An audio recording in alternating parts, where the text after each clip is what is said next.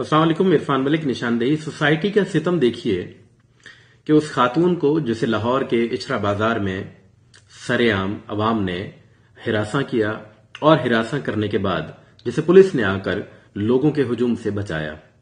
उसके बाद उसे थाने जब ले जाया गया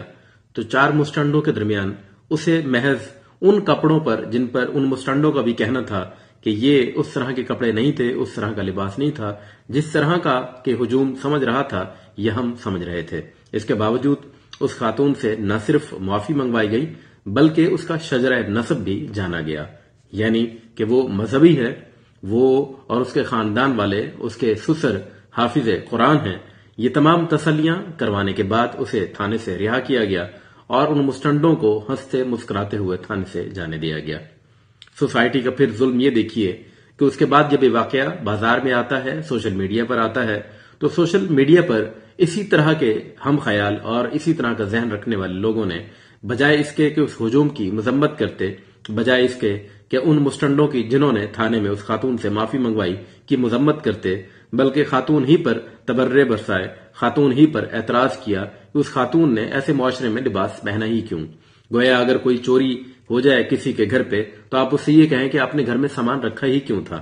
गोया आप गली में जा रहे हों, कोई डाकू आपसे सामान छीन ले, आप ये दलील दें कि आप सामान गली में लेकर जा ही क्यों रहे थे। यानी आप मार्केट में किसी जगह पर चाय पीते हुए मालूम हो और कोई डाकू आकर आपसे आपका मोबाइल छीन ले तो आपसे ये कहा जाए कि आपने इस होटल पर बैठना गवारा ही क्यों किया। यानी डाकुओं पर किसी किस्म की कोई कतगन न लगाई जाए और जिनके साथ डकैती का वाकया हो उसे ही कहा जाए कि तुम घर से बाहर ही क्यों निकले। एक ऐसा लिबास कि जिसके मुतालिक ये बात तय थी कि ये कुरानी आयात पर मबनी नहीं था, फिर इसके बावजूद उस खातून से माफी क्यों मंगवाई गई। और न सिर्फ ये कि माफी मंगवाई गई बल्कि उसके बाद जो इस तरह के हम ख्याल लोग थे उन्होंने उस खातून का सिर्फ मजाक ही नहीं उड़ाया बल्कि इस तरह की तमाम सोच रखने वालों का मजाक उड़ाया कि आप अगर ऐसा करेंगे हर वो चीज जो दीन से जुड़ी हुई होने के इम्कान होंगे उनसे मुताल्लिका कोई ऐसी चीज भी होगी जो आपके लिबास से मस होगी तो उसे गुस्ताखी करार दिया जाएगा। फिर हाफिज कुरान के बारे में आप क्या कहते हैं कि वो सीने में कुरान लिए बाथरूम भी जाता है, हम बिस्तरी भी करता है और इस तरह के तमाम मामला जिन्हें आप अपनी जीती आंखों से देख लें तो गुस्ताखी के सिवा कुछ नहीं कहेंगे, पूरे के पूरे कुरान को लिए वो घूमता रहता है। चलें जी, वो एक दिल का मामला है, जाहिर पर फतवा लागू होता है, लेकिन जब जाहिर पर कोई ऐसी शय ना हो तब आप क्या कहेंगे। और फिर उन मौलवियों के बारे में क्या कहेंगे जो सऊदी अरब के अंदर होने वाले रैंप पर कलमा तैयबा जिस्म पर लपेटे एक औरत को मॉडलिंग करने के बावजूद यहां पर खामोश रहे।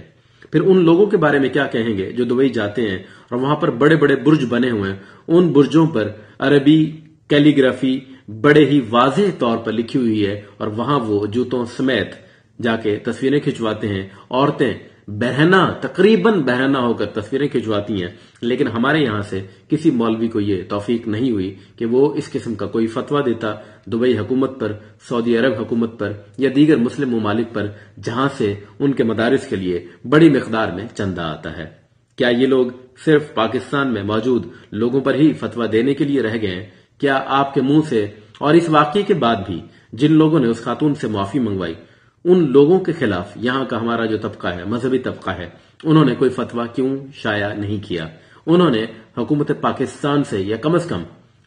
पुलिस से ये डिमांड क्यों नहीं की कि इन लोगों को गिरफ्तार किया जाए जिन्होंने एक खातून की न सिर्फ तजलील की बल्कि सरेआम कैमरे में उस तजलील को रिकॉर्ड करके पब्लिश भी किया? क्या यही हमारा मुआशरा है? क्या हम यही मैसेज, यही पैगाम दुनिया को देने जा रहे हैं कि हमारी सोच ये है कि एक मिलते जुलते लिबास से भी हम इतना ज्यादा खाइफ हैं कि हम उन लोगों के सिवा, यानी वो लोग जो पूरी दुनिया में कुरान पाक जला रहे हैं, वो लोग जो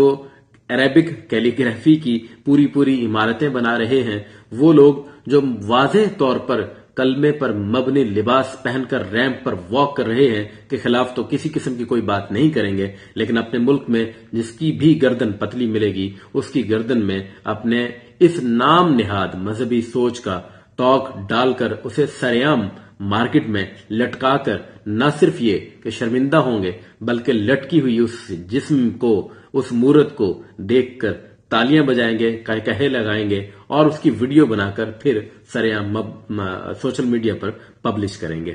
یہ ہمارا امیج ہے جو بین الاقوامی دنیا میں بہت زیادہ زور و شور کے ساتھ جا رہا ہے۔ ہم اپنے ہمسایہ ملک جو کہ بھارت ہے کی اگر بات کریں تو وہاں پر ایک فلم بنی تھی آج سے چند سال قبل، پی کے، جس میں ان کے مذہب کے حوالے سے جس طرح کا مذاق اڑایا گیا تھا اور اس کے باوجود وہ فلم کامیاب رہی۔ تو ہم یہ بات کہنے پر بھی مجبور ہیں کہ ہمارے اتنے الزامات لگانے کے باوجود وہ معاشرہ، ان کے اندر اتنا انتہا پسندیوں اور اتنی زیادہ متشدد رویوں کے باوجود